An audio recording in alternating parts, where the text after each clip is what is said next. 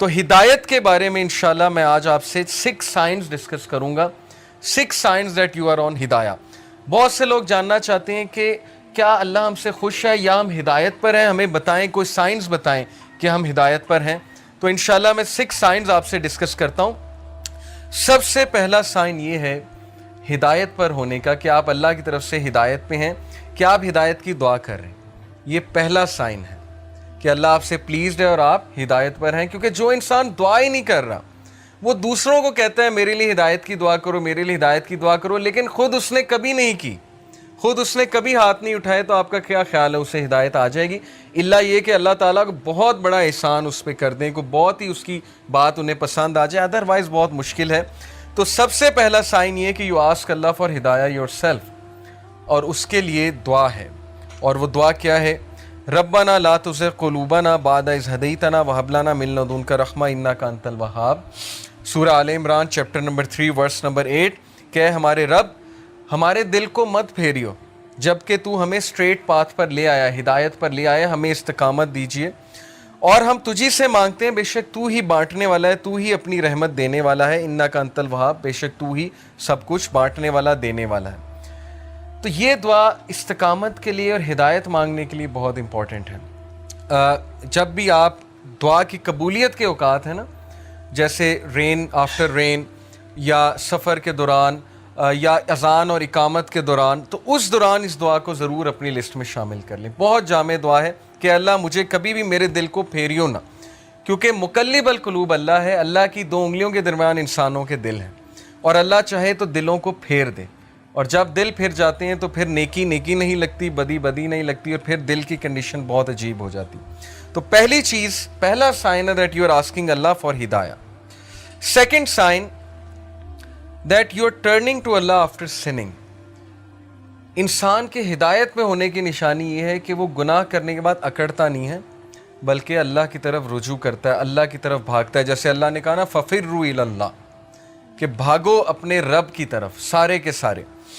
وہ آیت میں آپ کو سناتا ہوں, سورہ آل عمران کی ورس 135, وَالَّذِينَ إِذَا فَعَلُوا فَاحِشَةً أَوْ ظَلَمُوا أَنفُسَهُمْ ذَكَرُوا اللَّهَ وَالَّذِينَ إِذَا فَعَلُوا فَاحِشَةً when they commit an evil. جب یہ کوئی فحش کام کر بیٹھتے ہیں, کوئی گناہ کر بیٹھتے ہیں, اس سے ثابت ہوا کہ نیک لوگ سے بھی گناہ ہو جاتا ہے, ہر کوئی پھسل جاتا ہے. او ظلموا, اور ظلم کر بیٹھتے ہیں, انفسہم, اپنے نفس پہ, ذکر اللہ, اللہ کو یاد کرتے ہیں فوراً. اللہ کو یاد کرنے سے مراد یہ ہائے اللہ, یا او اللہ, یا کچھ بھی, مطلب ایک دم منہ سے نکل جاتا ہے نا, اللہ کے لیے آہ نکل جاتی ہے. یا گناہ جب کرتے ہیں ایک دم سے اللہ یاد آ جاتا ہے کہ یہ میں نے کیا کر دیا, صرف یاد آنا, ذکر اللہ, اللہ کو یاد کرتے ہیں.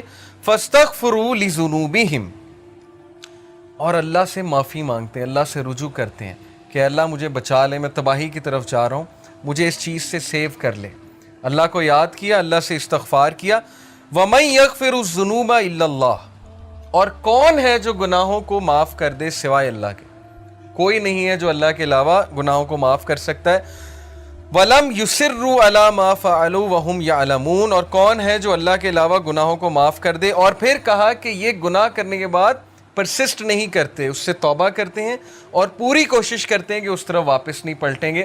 اسی لیے ٹرو ریپینٹنس کی کنڈیشن میں آپ کو بتاؤں, اسکالر کہتے ہیں کہ ٹرو ریپینٹنس یہ ہے, اگر آپ نے دیکھنا ہے نا کہ آپ کی توبہ قبول ہوئی ہے کہ نہیں ہوئی ہے, تو یہ دیکھیں کہ آپ اس گناہ سے بچ رہے ہیں کہ نہیں بچ رہے ہیں. تو گناہ سے توبہ یہ نہیں ہے کہ گناہ کیا اور پھر توبہ کی اور پھر گناہ کیا, یعنی پلان کر کے توبہ کی اور پلان کر کے گناہ کیا. یہ پلاننگ والا جو کام ہے یہ خطرناک ہے. باقی یہ کہ انسان پھسل جاتا ہے بار بار بھی, وہ بھی میں آپ کو ایک حدیث سناتا ہوں, بٹ کنڈیشن یہ ہے کہ سچے دل سے توبہ. ان ابن عباس رضی اللہ تعالیٰ عنہ عن النبی صلی اللہ علیہ وسلم قال ما من عبد مؤمن الا وله ذنب یعتاده الفینة بعد الفینة او ذنب هو مقیم. ابن عباس رضی اللہ عنہ سے مروی ہے کہ نبی اکرم صلی اللہ علیہ وسلم نے فرمایا there is no believing servant but that he has a sin he habitually commits from time to time. انسانوں میں بہت سے انسان ایسے ہیں جو ہیبیچول ہو جاتے ہیں ایک گناہ کے, بار بار کرتے ہیں، پھسلتے ہیں، بار بار توبہ کرتے ہیں، پھر وہی گناہ بار بار کرتے ہیں. او ذنب ہوا مقیم علیہ لا یفارق حتی یفارق الدنیا. He habitually commits from time to time, or a sin abiding over him that he does not abandon until he departs from the world. وہ گناہ وہ ریپیٹ کرتا رہتا ہے کیونکہ اس گناہ سے وہ ٹیسٹ کیا جا رہا ہے، وہ اپنی بیسٹ ٹرائی کر رہا ہے لیکن سم ہاؤ وہ بار بار پھسل رہا ہے. کتنا ہوپ ہے دیکھیں اس حدیث میں. ان المؤمن خلق مفتنا توابا نسیا اذا ذکر ذکر. اور پھر نبی صلی اللہ علیہ وسلم نے ہیومن نیچر بتائی. ویریلی دا بلیور، بے شک ایک مومن was created to be tested, test کرنے کے لیے بنایا گیا ہے. Repenting and forgetful, if he is reminded he will remember. اس حدیث میں ایکسکیوز نہیں ہے گناہ کرنے کا. بہت سے لوگ اس حدیث کو نا ایز این ایکسکیوز لے لیں گے کہ دیکھو یہاں لکھا ہے وہ گناہ سے ٹیسٹ کیا جا رہا ہے تو گناہ کیے جاؤ. نہیں، اصل بات یہ ہے جو اینڈ میں الفاظ ہیں کہ بلیور کو ٹیسٹ کیا جاتا ہے کسی سن سے.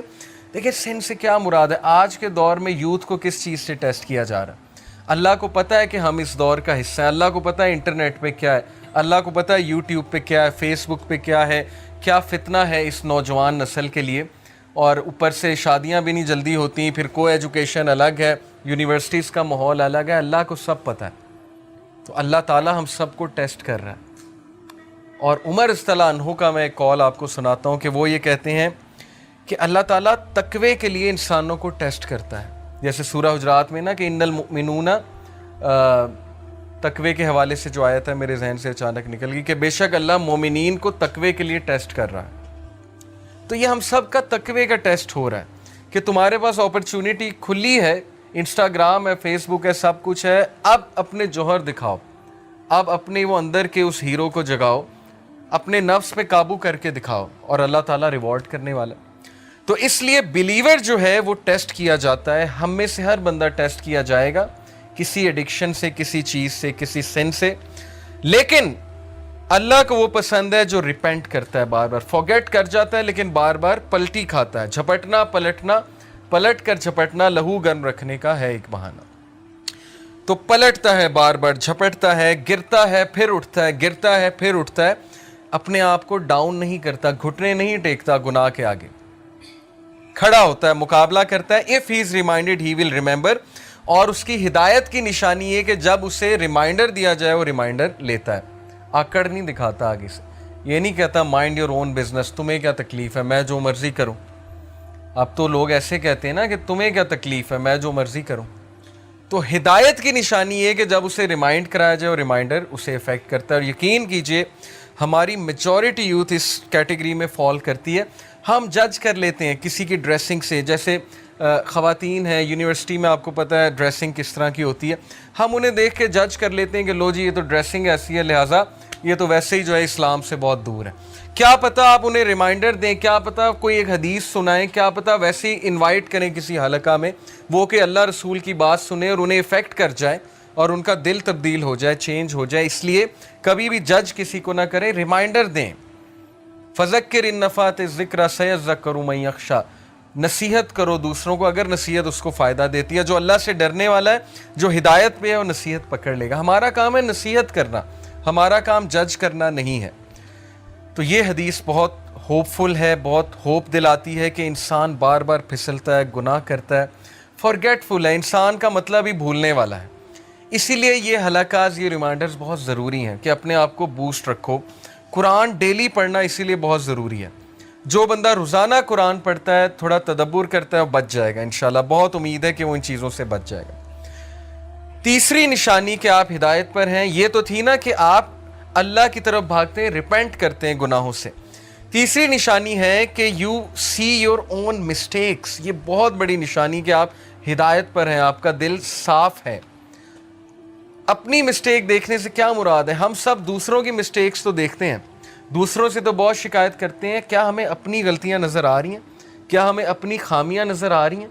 اپنی خامیاں نظر آنا بہت بڑی بلیسنگ ہے، اور یہ اللہ کی طرف سے نشانی ہے کہ اللہ آپ کو پسند کرتا ہے. اس لیے اللہ تعالیٰ آپ کو آپ کی خامیاں دکھاتا ہے کہ آپ کریکٹ کریں، ریفائن ہوں، امپروو ہوں اور مزید بہتر بن جائیں. اسی لیے دیکھیں اللہ ہمیں ایسی سچویشن میں ڈالتا ہے جہاں ہماری خامیاں ایکسپوز ہوں. وہ ایک کوٹ ہے نا بڑا زبردست کہ اگر آپ کے ارد گرد صرف ایسے لوگ ہیں نا جو آپ کی تعریف ہی کرتے ہیں تو اس کا مطلب آپ گرو نہیں کر رہے. اگر آپ کا کوئی ایسا دوست نہیں ہے نا جو آپ کو آپ کی خامیاں نہیں بتاتا یا آپ کو آپ کے گریبان میں نہیں کبھی کبھی جھانکنے پہ مجبور کرتا, تو اس کا مطلب کہ آپ کی فرینڈ شپ جو ہیں وہ صرف مٹیریلسٹک پرپس کے لیے, کیونکہ سنسیئر دوست ہمیشہ آپ کو کریکٹ کرے گا.